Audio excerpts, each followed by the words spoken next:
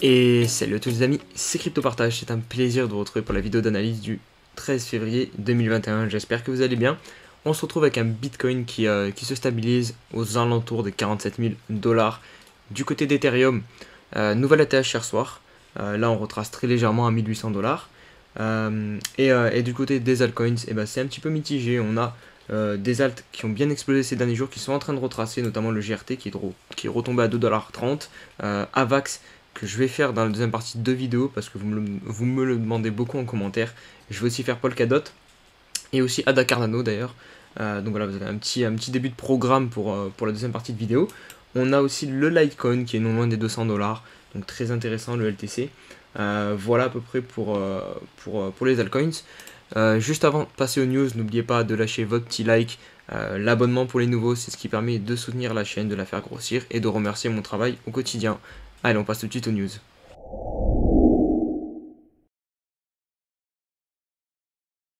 Allez, on débute ces news par une bonne nouvelle pour tous les détenteurs, tous les utilisateurs de la plateforme OneInch.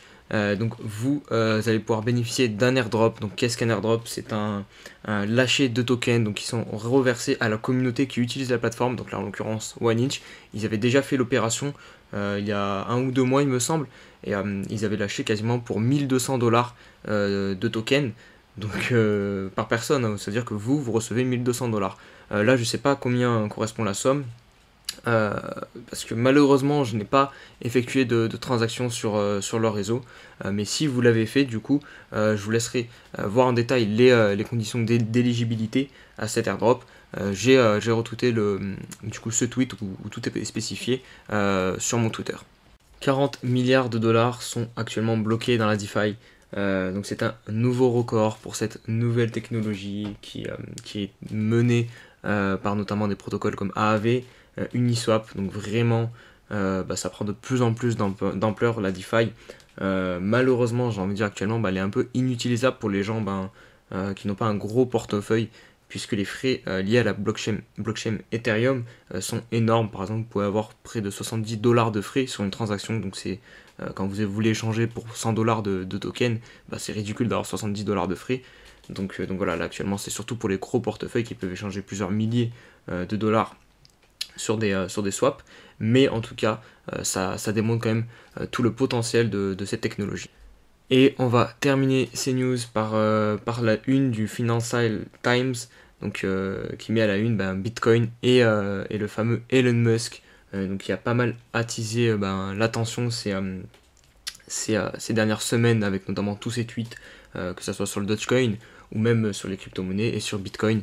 Et surtout la dernière news avec Tesla qui investit 1,5 milliard de dollars sur Bitcoin et qui prévoit même apparemment du coup de pouvoir que ses utilisateurs puissent payer ou acheter des Tesla en Bitcoin. Donc voilà, toute cette folle semaine que nous a offert Elon Musk.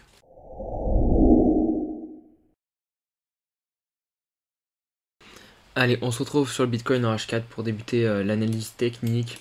Donc là, on corrige très légèrement actuellement. On est à 46 800 dollars. On voit qu'on a eu cette mèche, qu'on a réussi à rebondir.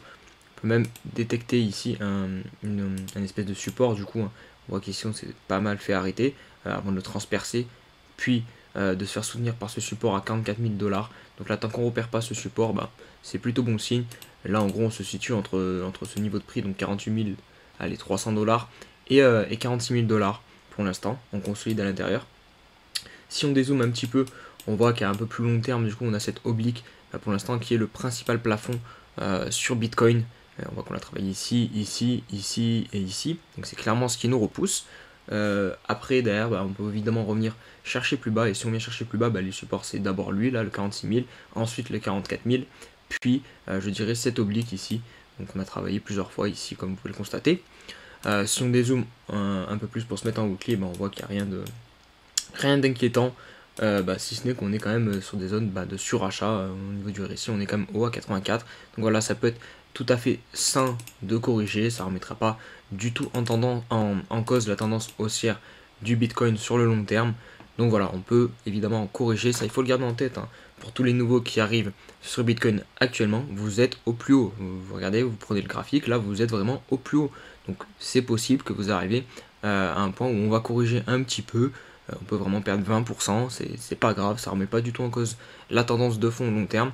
Donc voilà, il faut juste garder, holder et voir long terme en fait.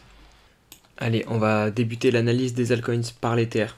Donc pour constater déjà que hier il nous a refait un petit ATH, donc à 1870 $, il monte vraiment tranquillement l'Ethereum, pas comme les alts qui pump à coup de grosses bougies verticales.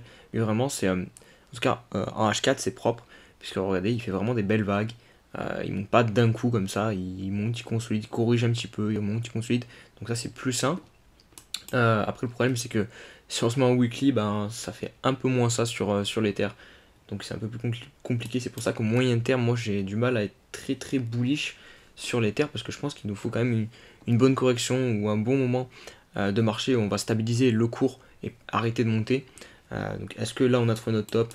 Ça c'est quoi? J'ai pas de boule de cristal, je peux pas le savoir. Tout ce que je peux dire, c'est que ici on a une grosse zone de travail actuellement au niveau du court terme et que surtout on a surtout cette oblique là qu'on a vraiment travaillé beaucoup de fois.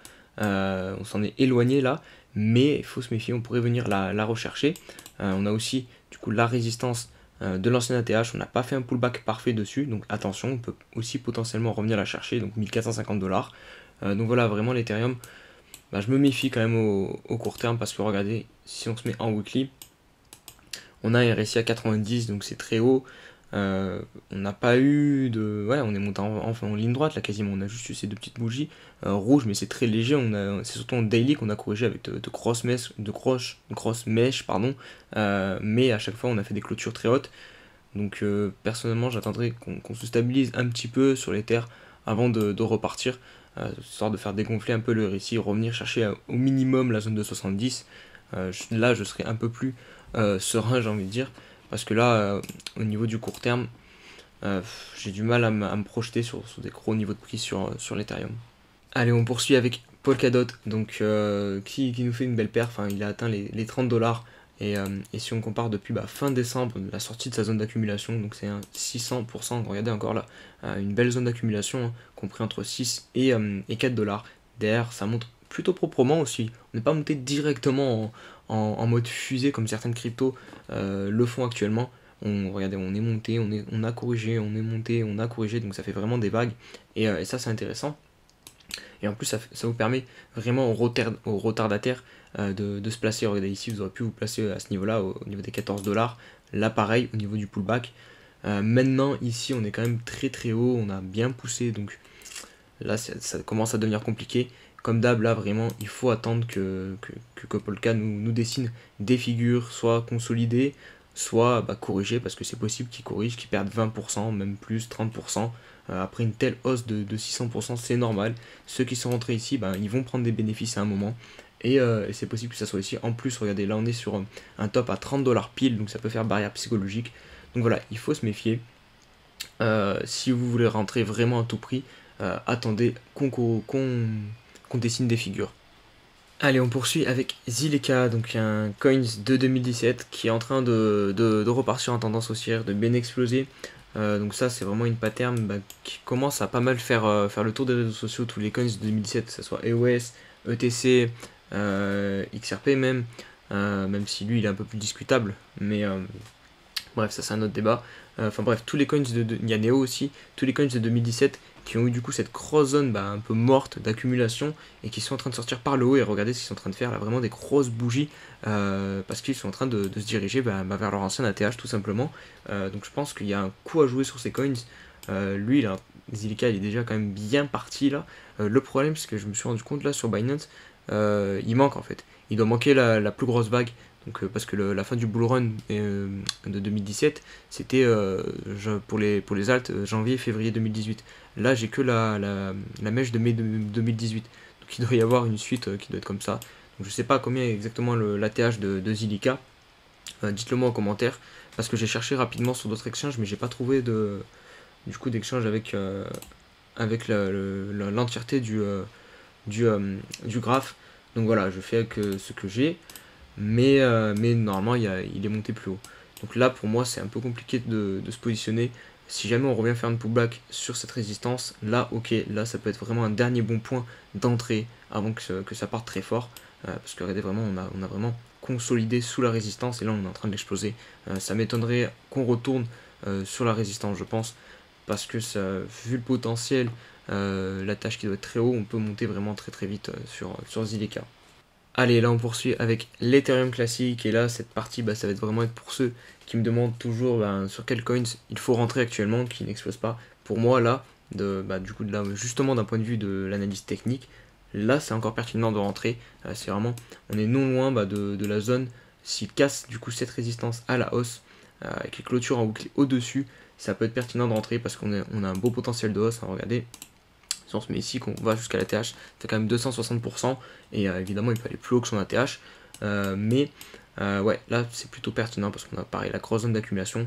Après, tout ce qui est du coup du fondamental d'Ethereum classique, je maîtrise pas, le projet m'attire pas tant que ça, donc voilà, là c'est uniquement pour du spéculatif. Donc voilà, ceux qui veulent tenter de se prendre un billet, ouais, je pourrais vous conseiller ça. Après, encore une fois, ce n'est pas un conseil d'investissement, faites vos propres recherches. Mais moi là, graphiquement, c'est très propre, hein.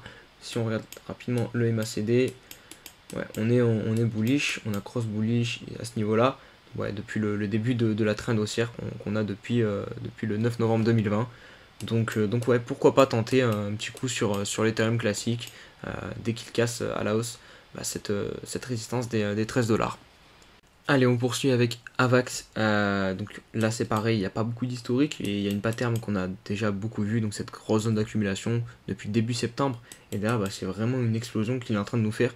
Je sais pas combien de pourcents ça fait ça, mais ah oui quand même, 2300%. Ah oui, donc il a vraiment bien explosé. Je suis pas positionné dessus personnellement, j'ai loupé le train. Mais regardez, je prends mon exemple, mais moi par exemple là je suis pas en train de FOMO et vouloir en acheter. Non, j'ai loupé le train, c'est pas grave, il y aura d'autres opportunités. Parce que là, regardez, si vous avez acheté ici, celle-là c'est un exemple parfait. Vous avez acheté ici 65%, 62 $ par exemple, et regardez derrière, il a chuté, là c'est un espace de quelques heures, journée, hein. Il a perdu 40%, donc imaginez vous êtes rentré ici. Psychologiquement, c'est très compliqué de perdre 40% de son portefeuille, enfin de son investissement, en l'espace de une journée. Et surtout quand on est débutant. Donc c'est pour ça que je vous dis, il faut vraiment vous méfier quand vous rentrez sur des coins qui empilent des bougies vertes comme ça. Vraiment, derrière, on peut réellement faire ça. Et là, vous avez la preuve sous les yeux. Maintenant, là, c'est du coup un peu plus intéressant si vous voulez vous positionner sur Avax, puisque là, on voit très nettement, il est en train de faire un triangle de compression. Il corrige, il crée une figure. Et on va même se mettre en H4. Ce sera un peu plus précis. Hop, hop. Voilà, donc on a un petit triangle descendant. Ou même de compression, bref, c'est la même chose de toute façon. Ça va dépendre de quel côté il le casse. S'il le casse par le bas, on pourra revenir par exemple chercher cette zone-ci. Pardon, hop, là c'est mieux. Donc des 33 à 35 $. S'il casse par le haut, je pense qu'on repartira directement pour aller chercher de nouveaux sommets sur Avax. Après, évidemment, sur du long terme, je pense que 65 $, ce sera pas le top de Avax parce que le bull run n'est pas terminé. Mais voilà, il faut quand même se méfier quand on rentre quand on investit. Il faut quand même pas investir au plus haut, sauf si on fait un DCA. Là, ok, vous êtes pour rien, mais du coup, vous allez aussi acheter les points bas parce que vous achetez par exemple chaque semaine, chaque mois. Donc ça vous permet de lisser votre prix d'entrée. Mais si vous faites all-in ici, là c'est de la folie et c'est très dangereux. Et on va conclure avec Ada Cardano. Du coup qui va bien illustrer ce que j'attends en fait des coins de 2017 qui ont cette pattern là, donc la grosse zone d'accumulation. Et par exemple si vous prenez Ethereum classique que je vous ai passé il y a quelques instants, lui il en est à peu près à ce niveau là, à l'objectif numéro 2. Et Ada Cardano, je me souviens, je vous avais dit que si jamais on cassait du coup cette résistance par le haut, derrière ça partirait comme une fusée. Et regardez, je me suis pas trompé, on est déjà venu chercher donc la plus haute clôture sur Ada Cardano, donc qui est l'objectif 3, donc la barrière des 1 $. Est-ce qu'on l'a atteint? Ouais, on a atteint les 1 $, on s'est fait violemment, on s'est fait bien repousser là quand même, on a 0,88, c'est normal, mais bon, là voilà, du coup, c'est compliqué de rentrer sur Ada Cardano. À la limite, ce que j'attendrais, c'est une clôture au-dessus du coup de cet objectif 3. Pour partir en price discovery, je pense que ça peut être intéressant le price discovery sur Ada Cardano, parce que c'est un coin du top 10. En plus, il est sous la barre des 1 $, donc beaucoup de débutants qui vont arriver en deuxième partie de bull run risquent de FOMO sur Ada Cardano. Donc il y a encore un petit coup à jouer, je pense, mais c'est quand même très risqué. Parce que voilà, pour la même raison que je vous explique depuis un petit moment, les bougies vertes comme ça, avec beaucoup de pourcentage, c'est dangereux de se positionner à l'achat tout en haut. Donc voilà, mais en tout cas pour tous ceux qui ont pris le train ici, bien joué à vous. Maintenant il va falloir mettre en place vos TP, prendre vos profits petit à petit, et voilà, vous serez gagnant comme ça. Allez, c'est tout pour cette vidéo les amis, j'espère qu'elle vous a plu. Si c'est le cas, n'oubliez pas le petit pouce bleu, de vous abonner et de nous rejoindre sur Discord, on est de plus en plus nombreux, c'est top. On se dit à demain pour une nouvelle vidéo. Allez, ciao ciao.